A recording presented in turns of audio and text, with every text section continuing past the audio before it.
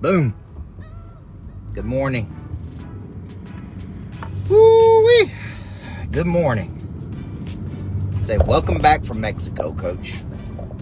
Welcome back from Mexico. Right? That's what you can say. It's always good to come straight back from Mexico. Hey, sun shining, beautiful weather, not a cloud in sight, 75 degrees, 80 degrees, bounce right back to 27 degrees here in Tennessee. Come on. So if you see me going to Fort Lauderdale, Miami, Scottsdale, Mexico, this is how you take your purpose and turn it into profit, prosperity, folks. You get to the point where you can go speak in places you want to speak in, live in places you want to live, do things you want to do, drive things you want to drive. What's up, John Hart? You go down to Mexico, I'm telling you, folks, you do not want to come back.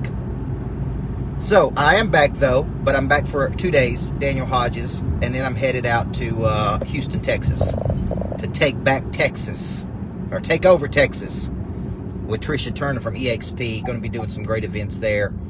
I got some great friends. Actually, the group that's handling my 6-figure seminars, Sean Vernon, on 17th and 18th, called Purpose. If you see me promoting this Purpose to Profit, the group that's handling that is in Houston, Texas. The real estate agent, number one State Farm agent in the country, who I just coached in Mexico, was from Houston. So, a lot of good things happening in Houston, guys. Here's the message this morning. My name's Coach Burt. I believe everybody needs a coach. I just went through an incredible workout with Craig at Rockbox. Great coach, man. Great coach. Pushes you, challenges you, makes sure your form's right. You leave there knowing you left it all on the floor, man.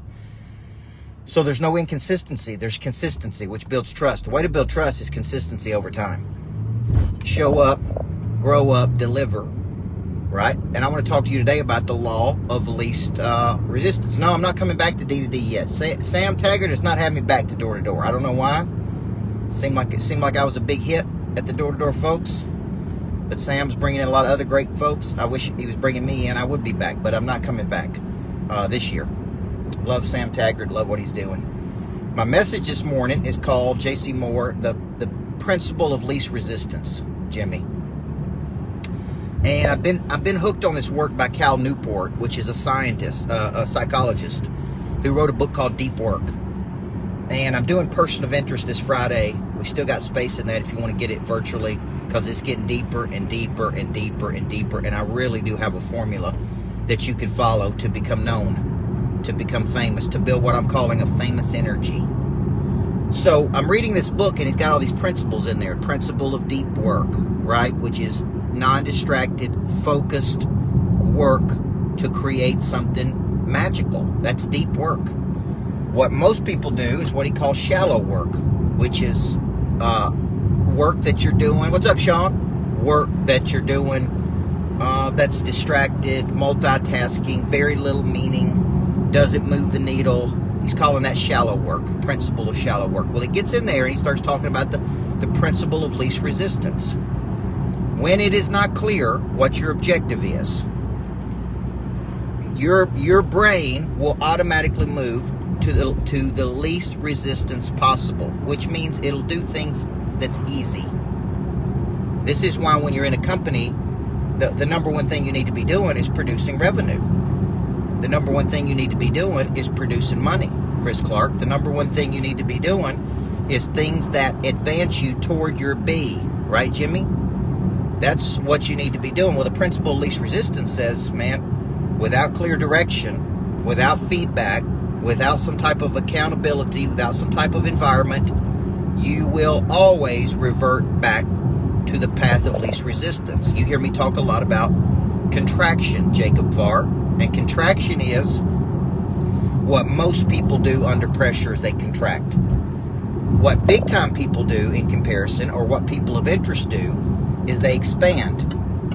Okay? They expand. They take bold action, where most people choose that path of least resistance. Now, the reason this is so critical for us is because, man, you got to start asking yourself, Which do you do? Today, when you got a chance to take the path of least resistance, let me give you just some hardcore examples.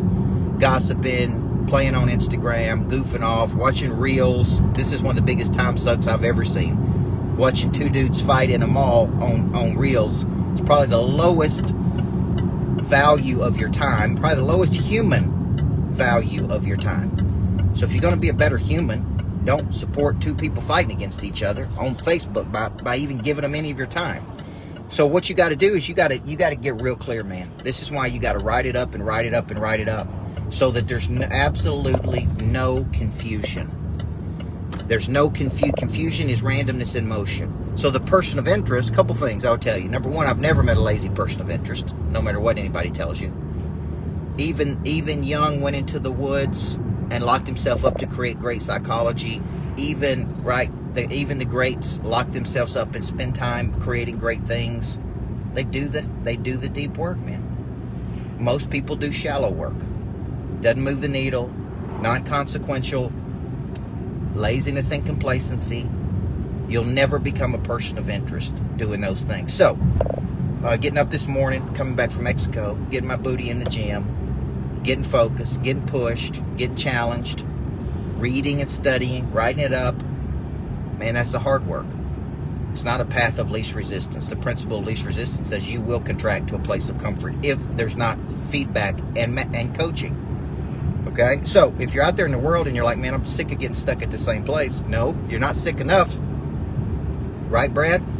You're only sick enough when you go seek help and you're willing to do what they tell you. You're only sick enough when you're willing to get in a room with big-time people. You're only sick enough for not being known when you pay the $97 to get in a room with me on Person of Interest virtually, or $297 to be in the room with me. That's when you're sick enough. Until then, you ain't sick enough, man. You ain't broke enough, you ain't sick enough, you ain't embarrassed enough. That's just the cold, hard truth. From coaching a lot of people, Evan. It's a cold, hard truth, man. When you reach that point that you are no longer satisfied with where you currently are, you will let go of the past and go grabbing a hold of new things for the future, man. That's what you will do. So, if you're on here, you're thinking about doing something with me, okay? Obviously, I got 3 things you can do right now. You can do Monster Producer. I've added 4 full days with me in Monster Producer. Brand new package, brand new programs, incredible. That's 1 year with me, right? 1 year with me being your coach and mentor. I got 90-day packages of personal coaching and mentoring you can do with me. I only do so many of those per year. I've got this Person of Interest this Friday. If you're serious or serial about being a POI, then you'll become that person of interest. And I've got this Purpose to Profit 2-day virtual, February 17th and 18th. Guys, there's all kinds of chances. Come see me in Houston. Come see me in Scottsdale. Come see me in, where am I going to be, man? Wherever. Fort Lauderdale this weekend. Or Miami. Or West Palm. I'm going to be out there.